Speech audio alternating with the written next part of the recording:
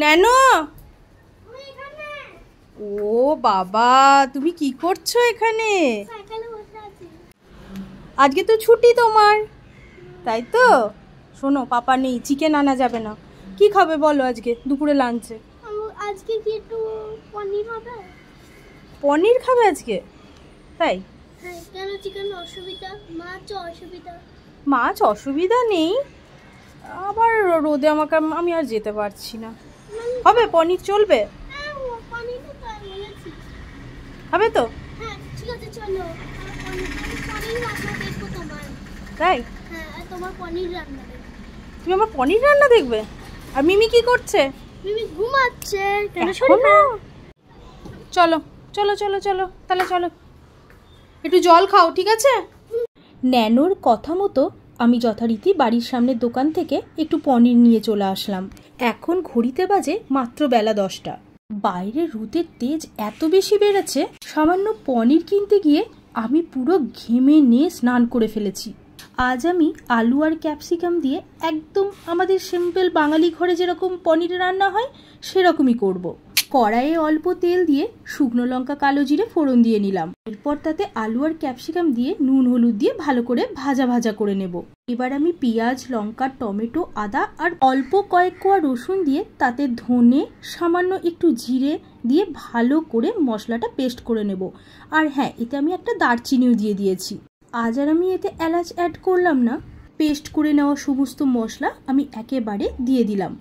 এর সাথে আমি কিছুটা ফেটানো দইও দিয়ে দিলাম। সামান্য একটু গরম মশলার গুঁড়ো দিয়ে ভালো করে নেড়ে চেড়ে বেশ কিছুক্ষণ আলু আর ক্যাপসিকামকে পুরো কষিয়ে নেব। মশলা থেকে সামান্য তেল ছেড়ে আসলেই তাতে আমি পরিমাণ মতো জল দিয়ে দেব। ওপর থেকে গন্ধের জন্য একটু কাসুরি মেথিও আমি অ্যাড করে দিলাম। এরপর আলু আর ক্যাপসিকামকে ঢাকা দিয়ে সেদ্ধ হতে দিলাম কিছুক্ষণ। এর মধ্যে বোন আর আমার ছেলে ন্যানোর দাবি একটু ওরা ঠান্ডা ঠান্ডা কিছু খেতে চায়। পনির কিনে নিয়ে আসার সময় আমি ছোট্ট একটা কোল্ড ড্রিঙ্কসের বোতলও নিয়ে এসেছিলাম। সেটা দিয়েই আজ ওদের আমি বানিয়ে দিলাম লেমন মহিতো। একটা কাঁচের বাটিতে কয়েক টুকরো লেবু নিয়ে তার সাথে একটু সামান্য পুদিনা পাতা অ্যাড করে একটু ওপর থেকে সামান্য একটু টিপে নিলাম। তবে খেয়াল রাখতে হবে, লেবু কিন্তু বেশি কচলালে চলবে না। কথাতেই আছে, বেশি কচলালে লেবু কিন্তু তেতো হয়ে যায়। এরপর আমি ওপর থেকে ঠান্ডা ঠান্ডা একটু স্প্রাইট ঢেলে দিলাম গ্লাসে। কোল্ড ড্রিঙ্কসটা ঠান্ডা ছিল বলে আমি আর বরফ অ্যাড করিনি।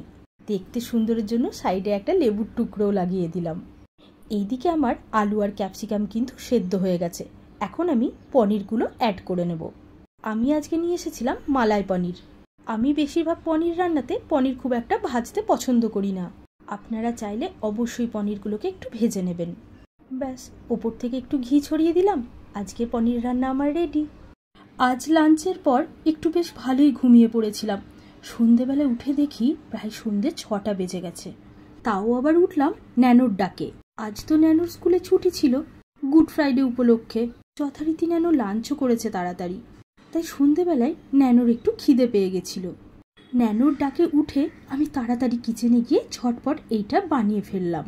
আসলে ন্যানো খেতে চেয়েছিল একটু ডিম টোস্ট, কিন্তু ফ্রিজ খুলে দেখি একটাও ডিম নেই। বাচ্চা ছেলে কি আর এসব বোঝে বলুন? তাই ডিমের বিকল্প হিসাবে আমি ঝটপট বানিয়ে দিলাম বেসন টোস্ট। আপনারা চাইলেও সকালের জল খাবারে বা বিকালের স্ন্যাক্সে এটা বানিয়ে নিতে পারেন। ওই ডিমের মতোই একইভাবে তৈরি। একটা বাটিতে পেঁয়াজ, কাঁচা লঙ্কা, টমেটো কুচি, আপনারা চাইলে আরও কিছু সবজি অ্যাড করতে পারেন, যেমন ধরুন ক্যাপসিকাম। সব কিছু দিয়ে তার সাথে বেশ কিছুটা বেসন দিয়ে গুলে পাউরুটিগুলোকে ডুবিয়ে নিয়ে বানিয়ে দিলাম ডিম টোস্ট।